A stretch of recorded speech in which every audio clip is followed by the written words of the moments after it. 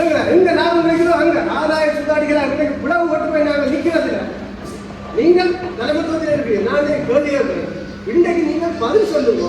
இந்த போராளிகள் நான் ஒண்ணு கேட்கிறேன், நீங்கள் வந்து எங்களை அடையாளத்தை கலைக்க விரும்புறீங்க, எந்த அம்மா அப்பா அந்த பேரை ஏன் மாற்ற விரும்புறீங்க? நான் எந்த எத்தனை 50,000 மாவீரர்களுக்கும் இத்தனை லட்சம் பேர் படுகொலை செய்யப்பட்டு வந்திருக்கிறேன். என்ன இந்த சமூகமாக ஏற்றுக்கொண்டு உங்களுக்கு என்ன தயக்கம் இருக்கு? நீங்கள் விடுதலை புலிகளை ஏற்றுக்கொள்ளுங்க. நான் காங்கிரஸ் கட்சியின் தலைவர் இருக்கக்கூடிய ஐயாவிட கேட்கிறேன், நீங்கள் இந்த விடுதலை போராட்டத்தில் இந்த போராளிகளோட பயணித்து இந்த விடுதலை போராட்டத்துக்கு நீங்கள் ஒரு அளப்பரிய பங்கை ஆற்றியிருக்கிறீங்க. அந்த பொறுமதியான இதை மனதில் நிறுத்திக்கொண்டே போன கேள்வி. நீங்கள் இந்தியாவுக்கு சந்தர்ப்பம் கொடுத்துருக்கீர்கள். நேற்று முந்தினால் கூடி போய் கூட்டம் போட்டு கதைச்சிருக்கிறீர்கள். இந்த தேர்தலையே ஒற்றுமையாக சந்திக்கிறதுக்காக ஒரு கூட்டத்தை நீங்கள் நடத்திருக்கீங்க. தேர்தலை எதிர்கொள்ளுங்கள். நீங்கள் ஏன் விடுதலை புலிகள் என்ற ஒரு அமைப்பை ஒரு தரப்பாக ஏற்றுக்கொள்ள தயங்குகிறீர்கள்? ஒன்று என்னுடைய கேள்வி. இரண்டாவது, போராளிகளை பிளவுபடுத்தினதுல பிரதானமான ஆட்கள் நீங்கள், அதாவது தமிழ் தேசிய கூட்டமைப்பில் இருக்கக்கூடிய கட்சி. சுமந்திரன் ஐயா இப்ப வந்து சந்திக்கிறதுக்கு வந்திருக்கிற மிக தாமதமான ஒரு சந்திப்பு, போராளிகளை சந்திக்கிறதுக்கு எனக்கு நல்ல சந்தோஷம். ஆனால் 2012ஆம் ஆண்டு இதே மாதிரி ஒரு கைதியாக 2 கிளச்சோட இருந்து கொண்டு சுமந்திரனையான கேட்கல அப்பையும் அவர் தன்னுடைய சட்ட புலமையை பேசி கதைச்சு போட்டு தட்டி அடக்கி போட்டு போயிட்டேன். நான் அப்ப மேகசின் துறை சார்பில் இருக்கிறேன். நீங்கள் ஆயுதம் கூட இருந்தீர்கள். உங்களுக்கு அதாவது மக்களுக்கு அந்த வாழ்வாதாரம் பிரச்சனைகள் கதைங்க நீங்கள் அந்த பயமுறுத்தினீர்கள், ஆயுதம் வச்சிருந்தீர்கள். அந்த என்ன அங்கீகரிக்கக்கூடிய இல்லைன்னு சொல்லி போட்டு போயிட்டேன். அதே ஐயாட்டத்தை நான் கேட்கிறேன் என்றால் நிறைய விஷயங்கள் எங்களுக்கு ஒரு இவர் சொன்ன விஷயத்தில் மறுதளிக்கிறேன். என்னென்றால் அண்ணா கைகாட்டுவது வீட்டு சின்னம் என்றது, அண்ணன் வீட்டு சின்னத்தை கைகாட்டு கூட்டமைப்பு தான் கைகாட்டு, ஒரு கூட்டமைப்பாக இயங்குறது தான் கைகாட்டு. அது உண்மை, அதை நான் ஏற்றுக்கொள்றேன். ஆனால் இதே சுமந்திரன் ஐயாவும் சம்பந்தன் ஐயாவும் சொன்னவர் தமிழ் விடுதலை புலிகளால் 8 மணிகளை வச்சு நாங்கள் கூட்டமைப்பு வந்து உருவாக்கப்படுது. சரி, கூட்டமைப்பு உருவாக்க. ஆனால் நான் சொல்றேன் அது விடுதலை புலிகளால் தான் உருவாக்கப்பட்டது. அதில் தான் எல்லா கட்சிகளும் அங்கம் போயிடுச்சு. நாங்கள் கூட்டமைப்பாக ஒற்றுமையாக பயணத்துக்கு அண்ணன் கைகாட்டினது அது எல்லாரும் இன்றைக்கு வந்து வீட்டு சின்னத்தை அண்ணன் கைகாட்டினா போய் நீங்கள் விடுதலை புலிகளால் நியமிக்கப்பட்ட பாராளுமன்ற உறுப்பினர்களை திரட்டினீங்க, மற்ற கட்சிகளை திரட்டினீங்க, ஒரு பெரிய புலிநீக்க அரசியலை செய்தீங்க. அது மன்னர் தொடக்கம் இன்றைக்கு இருக்கிற அரியநேந்திரன் ஐயா வரைக்கும் நீங்கள் கலவெடுப்பு மேலே செய்திருக்கிறீங்க. இப்ப இந்த மண்ணில ஸ்ரீதரன் ஐயாவை வெளியேற்றுவதற்கான வேலையை செய்வீங்க. நான் சொல்றேன் என்றால் அது உங்களுடைய தனிப்பட்ட அரசியல் கட்சி ரீதியான ராஜ்ய நடவடிக்கை இருக்கலாம். ஆனால் போராளிகளை நீங்கள் அதிக பயன்படுத்தக்கூடாதுன்னு சொல்றேன். நீங்கள் ஏன்னு கேட்டா நான் உங்களை தனிப்பட்ட ரீதியாக சொல்லி ஒரு கட்சியாக நீங்கள் அதை உங்களுடைய வளர்ச்சிக்காக நீங்கள் எடுத்த முயற்சிகளாக இருக்கலாம். ஆனால் நீங்கள் பெரும் தமிழ் தேசிய அழிப்பை நீங்கள் ஒரு 15 வருஷத்துக்கு செய்திருக்கிறீங்க. பிரதானமானால் சுமந்திரன் ஐயா தனிப்பட்ட காழ்ப்புணர்ச்சிகள் பிரச்சனைகளால விக்னேஸ்வரன் ஐயா உட்பட மாகாண சபையை இயங்க விடாமல் செய்த உட்பட மற்ற கட்சிகளோட முரண்பட்டார். நீங்கள் கூடி கதைச்சது இல்லை, நீங்கள் பக்குவமாக கூடி செய்த கையாளி. ஆனால் இவர் உடனடியாக கதைச்சிருந்தால் இன்றைக்கு நாங்கள் பெரும் குறிச்சியை சந்திச்சு இன்றைக்கு மிக ஒரு குறுகிய பதக்கோடு நான் தமிழ் தேசிய கூட்டமைப்பு கப்பல தமிழரசு கட்சிக்கு ஆதரவாக இருந்தார். அதே நேரம் நாங்கள் வந்து நடித்து போறதுக்கு காரணமாக ஐயா இருந்திருக்கிறேன். அவர் சொல்லியிருக்கிறார் புலிகளின் இட சுத்திகரிப்பை விட்டு நான் வெட்டி தர முடிகிறேன். சரி, அதை விட அவர் அந்த போரில் மரணமான ராணுவம் குறித்து நான் வந்து வருந்துகிறோம் சொல்லி சொல்லியிருக்கிறார். தமிழ்நாட்டு சமஸ்தியை கைவிட்டோம் சொல்லியிருக்கிறார். 5வது காலவாசப்படுத்துவார்னு சொல்லி சொல்லியிருக்கிறார்.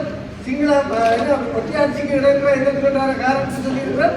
விடுதலை புலிகளால் கொண்டு செல்லப்பட்டவர்கள் உயிரோட யாருமே திரும்ப இல்லை என்றதையும் சொல்லியிருக்கிறார். இப்படி நிறைய பிரச்சனையை சொல்லியிருக்கார். நான் ஒன்று ரெண்டு தொடர்ச்சியாக நம்ம ஒரு அவர் வந்து நான் குறை சொல்ல மாட்டேன். அவர் வந்து ஒரு புரிய எதிர்ப்பாரு, அதில் எனக்கு எந்த சந்தேகமும் இல்லை. அவர் வந்து ஆயுத போராட்டத்தை வந்து ஏற்றுக்கொள்ளலாம். ஆனால் நாங்கள் வந்து ஆயுத போராட்டத்தின் மூலம் தமிழ்நாட்டை பெற்றுக் கொண்டதற்காக போராடின ஒரு இனம். இன்றைக்கு நீங்க போட்ட பாடல்கள் உட்பட இன்றைக்கு எல்லாமே இதில் உள்ள போராளிகள் சார்ந்து நான் உட்பட நீங்க போட்டு உணர்ச்சி வசப்படுத்தி எல்லாம் கலைக்கிறீங்க, எல்லாம் ஓகே. ஆனால் நான் இந்த 17 வருஷம் ஆயிட்டு நீங்கள் எங்க படிந்தீங்க?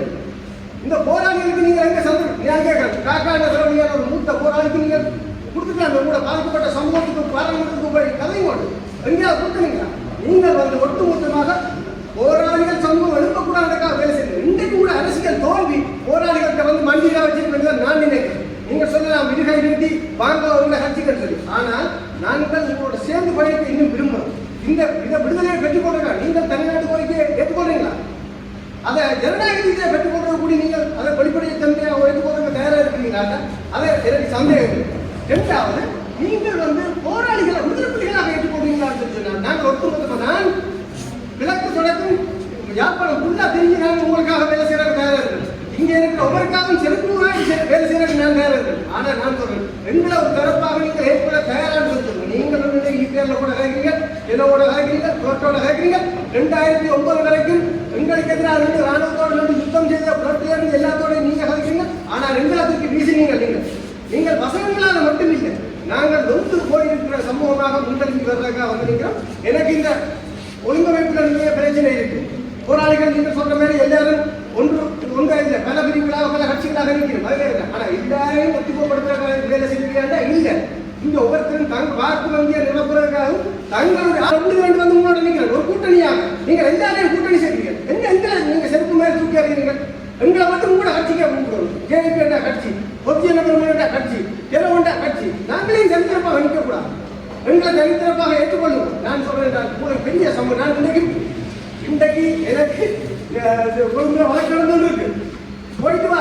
இப்போ 19 மாசமா சிறையில் இருந்து கொண்டு வா. அதுல கூடி எனக்கு ஒரு சின்ன சந்தேகம் இருக்கு. என்னை சுமந்திரன் ஐயா தான் அனுப்பினாரா என்று ஒரு சந்தேகம் கூடி இருக்கு. ஏன்னு கேட்டால் சுமந்திரன் ஐயாவுக்கும் சிறுவரன் ஐயாவுக்கும் போட்டி நடக்க அதுல போய் கலந்து கொண்டதுல நானும் ஒரு போராளியாக இருந்தேன். சுமந்திரன் ஐயாவால் 20-30 போராளிகள் அச்சத்தில் சிறைச்சாலைக்கு அனுப்பப்பட்டவர். சரி, அது எந்த மாற்றமும் இல்லை. இதே பாதுகாப்பு எஸ்டிஎஃப் பாதுகாப்பு கூட ஐயா எங்களுக்கு அதன் பாருங்க. நாங்கள் 2 கால கொஞ்சம் முயற்சி சொல்லுவோம். ஆனால் யாராவது ஒரு தரப்புகளாக உங்களுக்கு எதிரிகளாக இருக்கா. ஆனால் நீங்க போட்ட வழி புரியல. நான் சொல்றேன், புதியாக நாங்கள் கூட சொல்றது ரெண்டுமே நாங்கள் நினைச்சிருந்தா நீங்க இந்த பேசுற நீங்க கதைக்கவே மாட்டீங்க.